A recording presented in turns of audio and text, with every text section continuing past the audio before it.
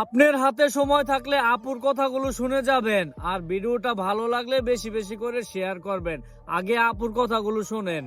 ব্যক্তিগতভাবে যারা আমাকে চিনে তারা অবশ্যই বুঝতে পারবে যে হেমা চাকমা একজন কীরকম। সবসময় একটা আইডিওলজিকে ধারণ করি, যেটা আমার আদর্শের পরিপন্থী, সেটার বিপক্ষে আমি যাব না। এখন একটা সংসদে যেহেতু আমরা একসাথে আছি, আমার সাথে সবার সাথে মিশতে হবে। এমন এমন নয় যে যে আমার মতের বিরুদ্ধে তাকে কি আমি গিয়ে নাকের মধ্যে কি ঘুষি মেরে দিব। হলে প্রতিদিন রুমে রুমে গিয়ে আমি প্রচারণা চালিয়েছি, এবং সেই সাথে ছেলেদের যে বিভিন্ন হলগুলো ছিল, মেয়েদের তো অ্যাক্সেস ছিল না যে আমরা হলে যাব, মানে গেস্ট রুম অবধি আমরা যেতে পারতাম। তো সেক্ষেত্রে আমার যারা বন্ধু বান্ধব ছিল, সিনিয়র জুনিয়র যারা ছিল, তারা সবাই আমাকে নিয়ে প্রচারণা করেছে, এবং আই থিঙ্ক যে তাদের মাধ্যমে আমার লিফলেট পোস্টার যেরকম পৌঁছে গিয়েছে, আমার কাছে মনে হয় যে আমার বন্ধুরা যেরকম সহযোগিতা করেছে ঠিক সেভাবে আর কি আমি ওই জায়গায় গিয়েছি।